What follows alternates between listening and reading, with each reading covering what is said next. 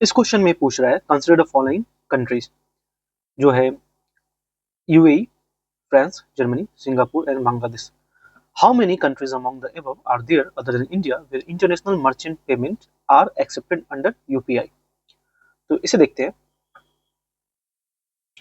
तो यहाँ हम एक्सप्लेनेशन दे सकते हैं। UPI is currently accepted in 8 country, that is France, Bhutan, Mauritius, Nepal, Qatar, Singapore, Sri Lanka and UAE.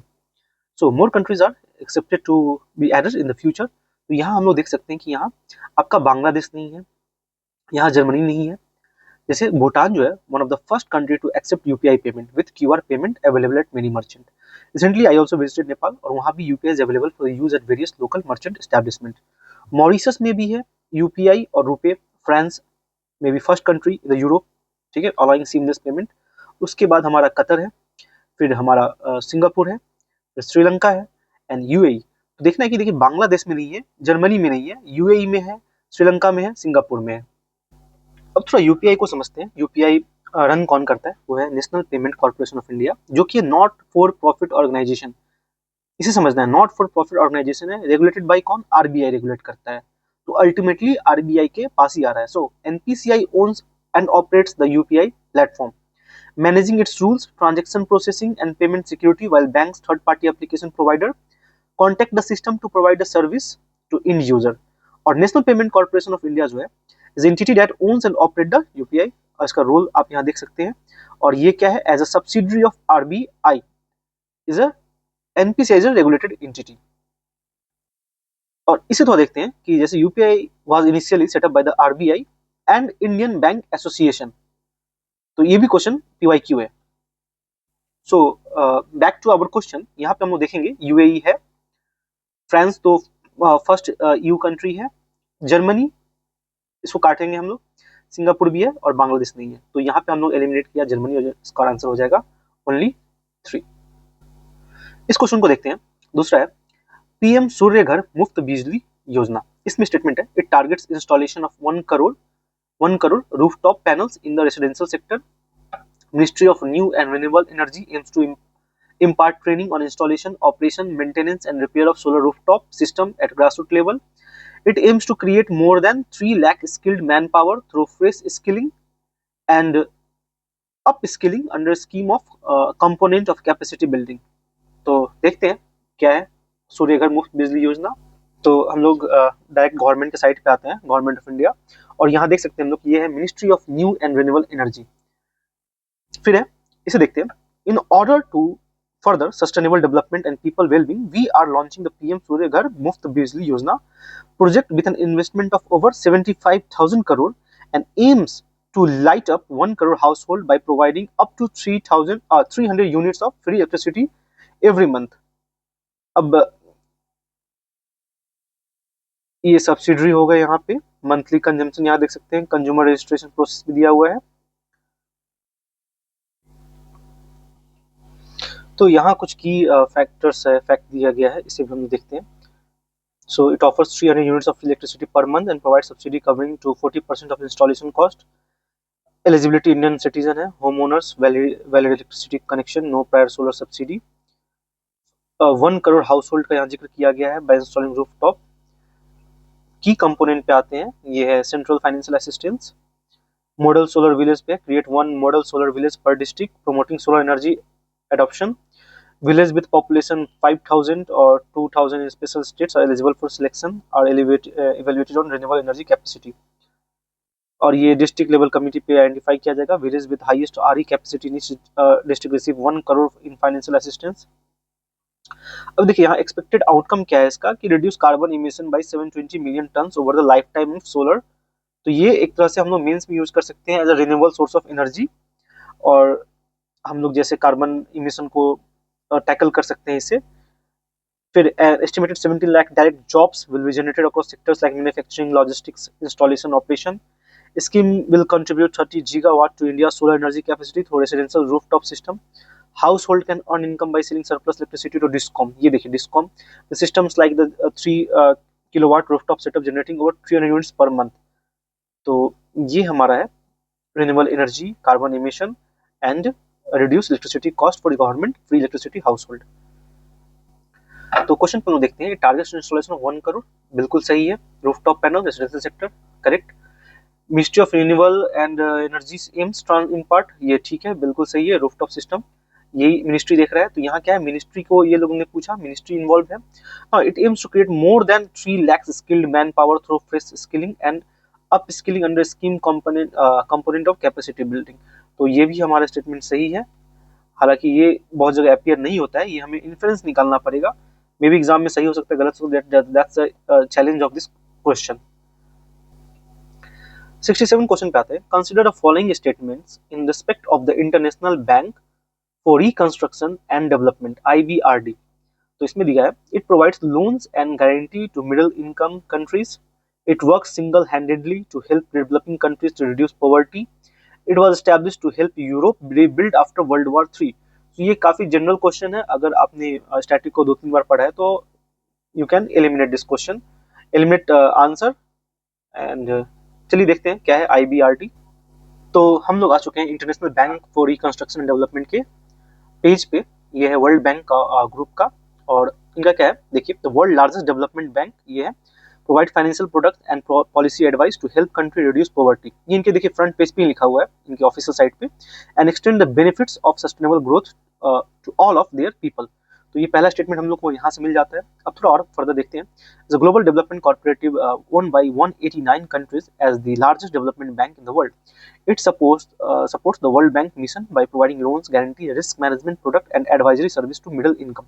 यहाँ देखिए सेकंड स्टेटमेंट में निकल गया हम लोग का, मिडिल इनकम एंड क्रेडिट वर्दी low income countries as well as by coordinating responses to regional and global challenges, created in 1944 to help Europe rebuild after World War II। सी देखिए, कोई भी बुक कोचिंग का सोर्स पढ़ने से ज्यादा अच्छा है आप उसका ऑफिशियल साइट देखिए, और देखिए यहीं से क्वेश्चन, इसी पेज को खोला उन्होंने और यहीं से क्वेश्चन फ्रेम कर दिया।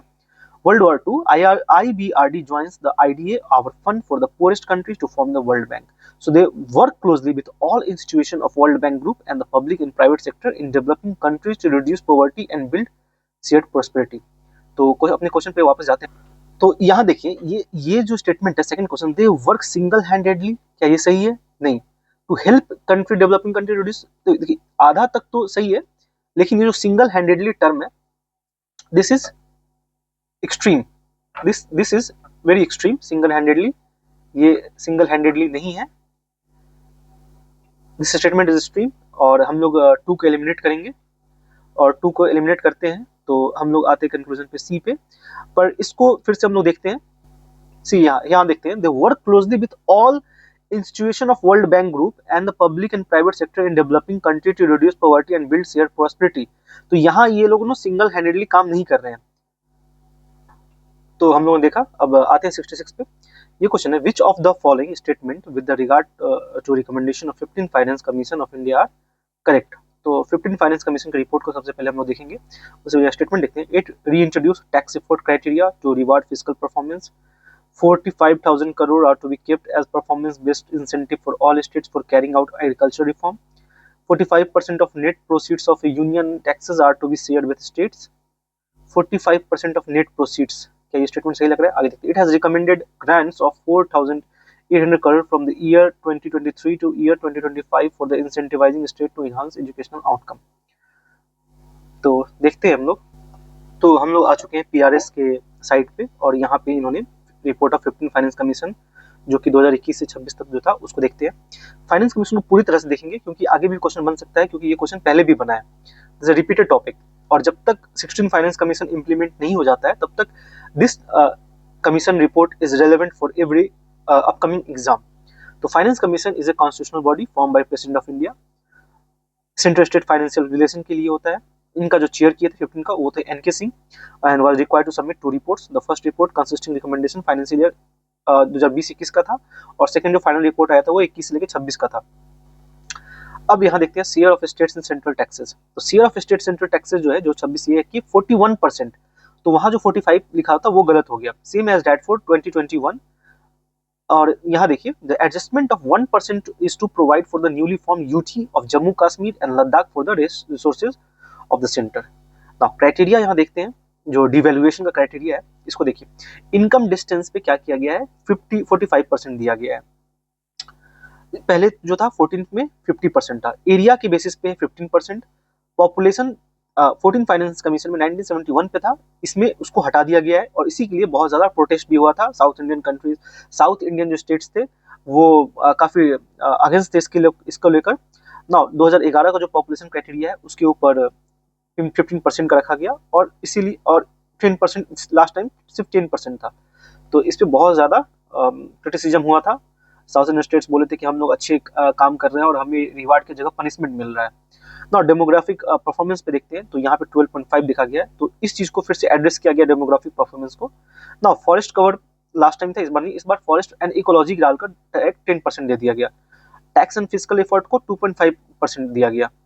सो 14th जो यूज टर्म किया था वो डेमोग्राफिक चेंज था and was defined as population 2011। तो यहाँ हम लोग देखते हैं फॉरेस्ट इकोलॉजी हो गया। अब रेवेन्यू देखते हैं, तो 17 states will receive grants worth 2.9 lakh crore, और स्टेट सेक्टर स्पेसिफिक ग्रांट्स जो है 1.3 lakh crore to be given state for 8 sectors: health, education, higher education, implementation agriculture reform, maintenance of Pradhan Mantri Gram Sadak Yojana, road, judiciary, statistics, aspirational districts and blocks. State specific grant हो गया, grants to local bodies हो गया। अब यहाँ तक disaster risk management भी है, यहाँ पे 1910 का यहाँ पे है। ये है हमारा physical road map 4%, this is GST 12-18%, financial management practice, others recommendation, health, defence, centrally sponsored schemes. तो रेवेन्यू रिसिप्ट ग्रांट्स है, यहाँ पे देख सकते हैं लोकल ग्रांट्स इतने का हो गया। ये कुछ और डेटा है,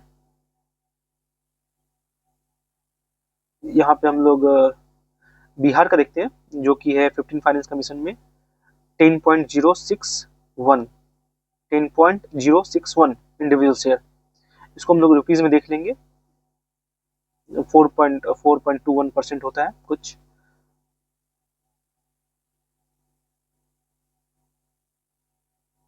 See here other data. So based on PYQ और डिफरेंट डेटा हम लोग देख सकते हैं कि 45% जो है इसको हम लोग कट करेंगे, 41% डिवोल्यूशन दिया गया है, और जहां ही हम लोग 2 को एलिमिनेट करते हैं so our answer would be 3, 1, 3 and 4। तो ये री इंट्रोड्यूस, ये सही है। तो this much for this video, we will continue. Thank you.